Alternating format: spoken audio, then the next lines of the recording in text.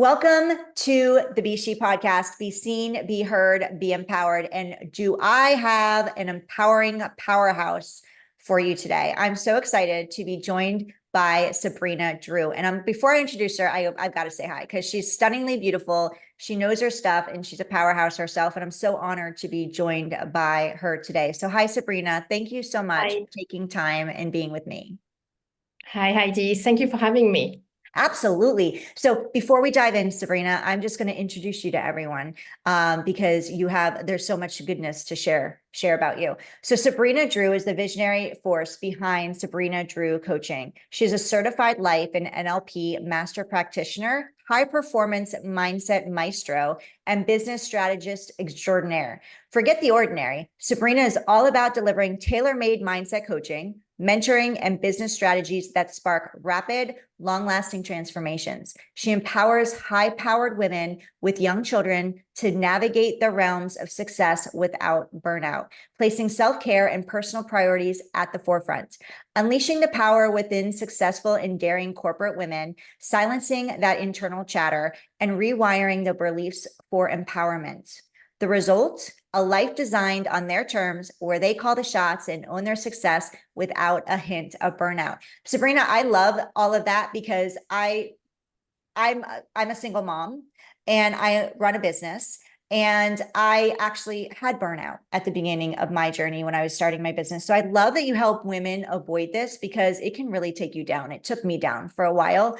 And it's definitely a process of coming out of that. And I stepped away from my business because of it. And then, but the why that drove me, my passion for what I do was more pushed me to come out of it, but that's not the case. So if we can avoid that, we're going to be able to move forward faster. So my first question for you many entrepreneurs I speak with, they started this journey or their business because of something they went through themselves. Is this the case for you, that you've been on this journey yourself, or was this something that you just had a passion of helping people navigate?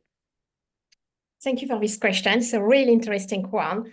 I started this journey because I was passionate about helping other women, motivating other women.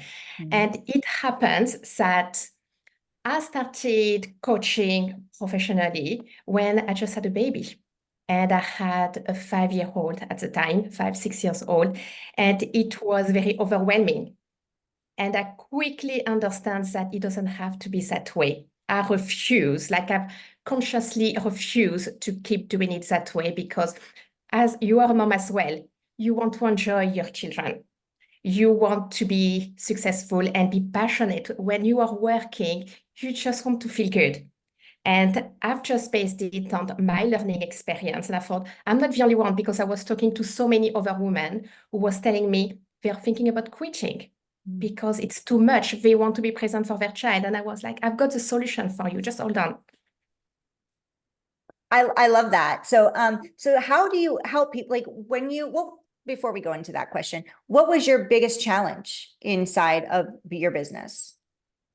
Oh, my biggest challenge, I think I would definitely say that it was to be seen online.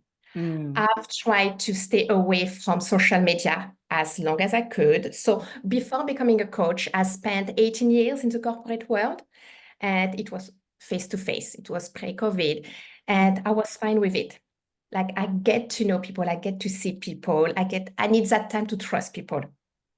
On the online, you have to show yourself, you have to build this rapport, and you have to share a little bit about yourself as well. And I was very uncomfortable with that. That was my biggest challenge. So, and I love that you shared that because I had the same fear. It actually held me back in my business because I was so scared of being seen and heard and showing up visibly online. So what were the steps that you took to overcome that? Because I'm sure that other women that are listening to you right now on this episode are going through similar fear. So how did you overcome it? Okay, the first one, it's going to be a very funny one. So I'm French, so I live in the UK, but most of my family is in France. And every time we had a FaceTime call, I would never show my face. So I started showing my face when on a video call. It was always the children, but never me. So that was my first step. The second step I took to take it a little bit further was to make online connections with women I felt a connection with, have like, the coffee, like the coffee chat that we used to have, like that was very popular during COVID, and putting my camera on and trying to get comfortable with it. And I felt like after four coffee chat, I was getting more comfortable. So it was really these little steps. That is so interesting. I've never heard the step of doing a FaceTime call, like showing up on FaceTime. That's such a good suggestion. Like, that's amazing. Like, it sounds so simple, but it's really not, right? And you're doing it with people that love you and that you trust. And that's a great baby step. I'm always about like, when you're in your comfort zone, in order to get to the next level, you have to get out of your comfort zone, obviously. And if we want to grow, and I'm always like, dip the toe out of the water. Like, can you dip your toe out of that box? And you did it with the FaceTime call. I'm gonna think about that all day. I've never heard that step. I've told people to open up a private Facebook group and go live in there and practice in there, but I've never heard the FaceTime call. So that's brilliant. Brilliant. Yeah. And I've got another one. Oh, sorry. No, go ahead. I've got another one, like for moms who have this fear of being seen. As a mom, you want to be a role model. So what I did, I involved my eldest, like she was again like 6 years old or something like that. And she held a camera and I got to introduce myself, but it was just for me and her. And when I felt comfortable, I just posted in a group that I was in, and it felt scary. But knowing that I did it with my daughter and I showed her that it's okay, even if you've got a little fear about something, it's okay to push yourself a little bit. Yeah. I was proud of that. So it was like sharing something that made me feel good. So it transformed the experience for me. Yeah, that's so good. That's so good. Because I think that we need to get our kids involved more. And I think it's beautiful that you did that. Because like you said, 6 is young. That's when they're really shaping their beliefs and everything. And you showed her, mommy's scared and it's okay to be scared. And in order for us to get to where we want to go, we get to move through the fear, and we get to ask for support in moving through that fear. So she got to not only watch you actually go through the fear and do the work, but she also got to see you ask for her for support, and she got to support you, which is so beautiful. Like, there's so many lessons there. You're an amazing mom, Sabrina. Yeah. So can you help women avoid burnout? So what are some steps if somebody's listening and they're feeling like they're on that track of burnout, they're feeling overwhelmed, burnout, they're exhausted, what are some steps that they can take, or maybe number one, like one simple step, whatever you feel is best to share, that they can take to reverse that? Okay. So the first thing I would say is pause. If you're feeling the burnout, if you're feeling the exhaustion, if you can't sleep, if you feel like something is not right, it's okay to hit the button and pause. That's the first thing I would say. Then the other thing would be to just reassess everything that you're doing. And you are going to see, like, put it in writing, put everything that you're doing, and you are going to see black on white that what you're doing is just too much. The two things, it's just this realization. When you put something on paper, it just hits you. That it's not okay, like there is too much. Like, I'm just one person. Yeah. We love to think that we are superwoman, but we are not. We are just human.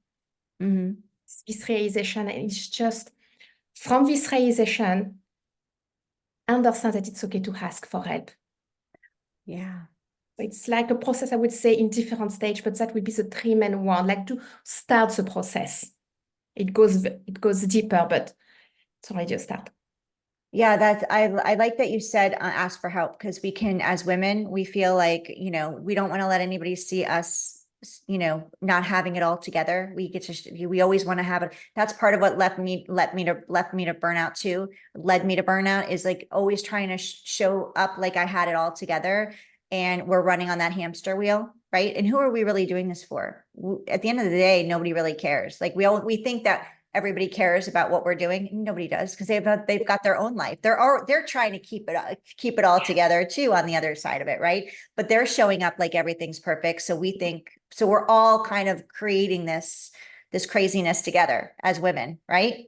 So it's nice to know that when somebody shows up vulnerably, that, you know what, it's okay to ask for help, and it's okay to know that, you know, we don't have it all together. Yeah. Definitely. Beautiful. It's really important that as women, entrepreneur and mom of young children or different ages, it's important to voice it, because like you've just said, a lot of women wants to make it as if they have it together, or they are ashamed or ask for help. And there is nothing to ask for. There is nothing to be ashamed for. In the contrary, if you ask for help, I think it's a sign of strength that you want to be better. So yeah. And you brought up your daughter earlier, about like you pushed through fear and you asked her for help, right? And she got to help you with that. Like, I think it's really important as moms, as businesswomen, as entrepreneurs, and especially moms, that we are emulating that for our daughters too, that we don't have to show up as always having it together. Like, I'm not a big crier. I try to keep going and hold everything together. And I've talked to my daughter recently a lot about emotions, because she sees me going, and I've talked to her. I sat her down the other day and I was like, listen, I know this is our life. You know, you're with me. She has an amazing father. So they spend a lot of time with him, and he's wonderful. But when they're with me, I'm always going, I'm always working, I'm always doing. And so I wanted to sit her down and go, listen, this is not always okay. Right? We do get to take breaks. We do get to practice self-care, which is another thing that you support your clients on. And I'm like, and we do get to be emotional.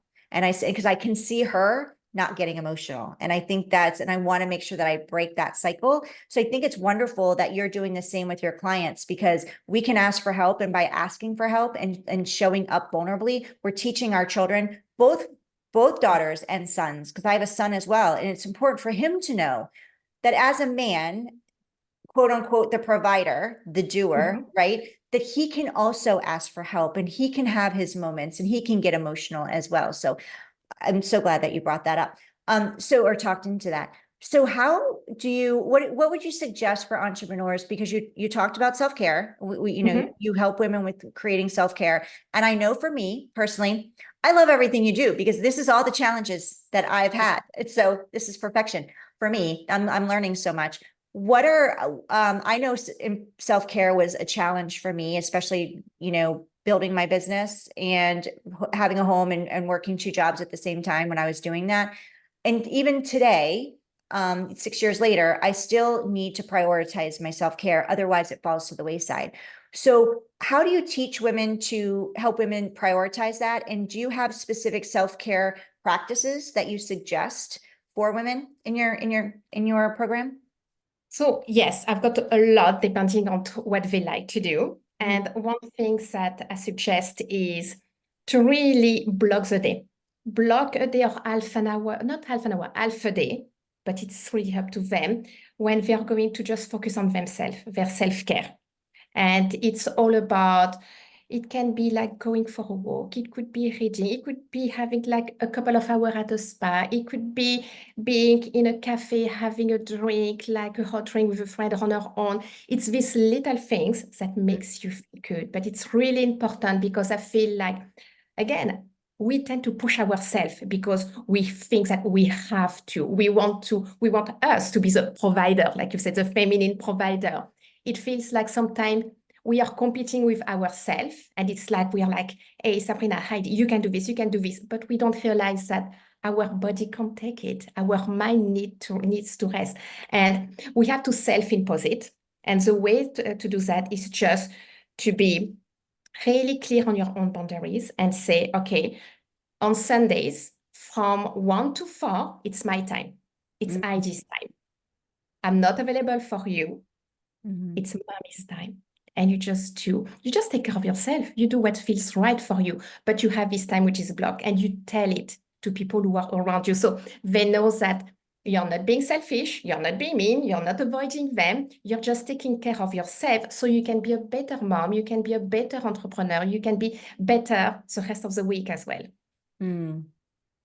Yeah, so invite them into your self-care practice. Let them know. It's really important, because then we're being selfless in that way, because we can feel selfish when we want to take care of ourselves, but by letting them know that this is the time we need, it's good. I come home sometimes from picking up my kids and I'll be like, guys, I need 20 minutes. Mommy's going to lay down for 20 minutes and then we'll get the evening started, right? Just because I get to decompress from work, because I go immediately from work to pickup, and pickup is an hour and a half for me between two schools. And then I come home and it's just like immediately into kids. And I'm like, nope, I need to have my 20 minutes. Let me go lay down and like put the mommy hat on. So I think that's great. You mentioned something earlier about writing down, like putting on paper when we talked about, you know, how you help women avoid burnout. And you said, write it down. And I love that because it puts everything into black and white. Because if we're just going all the time without actually seeing what we're doing, we may think that we should be able to handle it all. Like, right? Like, what's wrong with me? Because I don't have it all together and I can't handle it all. But then when we put it down in black and white, we can actually see like, wow, I shouldn't have it all together, right? I am superwoman because I'm trying to do all this, and I get to cut this down. What's priority? And now that you just spoke about self-care, and I think that's a great thing too, is like writing down what self-care looks like for you, right? And figuring out, because self-care looks different for everybody. Like, I love what you mentioned about taking a walk. That for me, because I don't do it. I work all the time. Like, I'm constantly sitting here, and then I go get the kids and we start that. So by prioritizing 20 minutes of taking a walk, I'm like, that makes me feel really good. And it makes me feel like I'm giving myself love. And then I can give everybody else love too. So I really like that black and white kind of like, you can look at it, put it on paper. For me, that's really helpful, because then I'm like, and then writing down different options for self-care. And I'm like, oh, I can do that one today, right? Yeah, Yeah. definitely. So what do you see in your as far as your program goes? Like, I know you help with self-care, and when somebody first works with you, what would be the first steps that they can expect when they get to work with you? So first thing will be an assessment of what their life looks like right now. Like, before I understand about what they want, but I want them to understand what it is that their life looks like right now. And again, for me, it's putting everything on paper. So we talk about their social life, what they do in their relationship, what they do in their job, everything, so they can understand where their time is going. And most of the time, they are going to see that their time is going towards things they don't need to. That doesn't bring them joy, that doesn't produce any value to their life. So it's a very awakening moment for them. Like, once someone has this awareness that this is not working for me, it's going to start the process of what can I do to change it? Let's get to work. Amazing. So how can we work with you, Sabrina? For those who want to learn more about you, where can we find you, and how can we find out how to work with you? The best way is to connect with me on Instagram at Sabrina Drou and send me a message, and I will get back to you.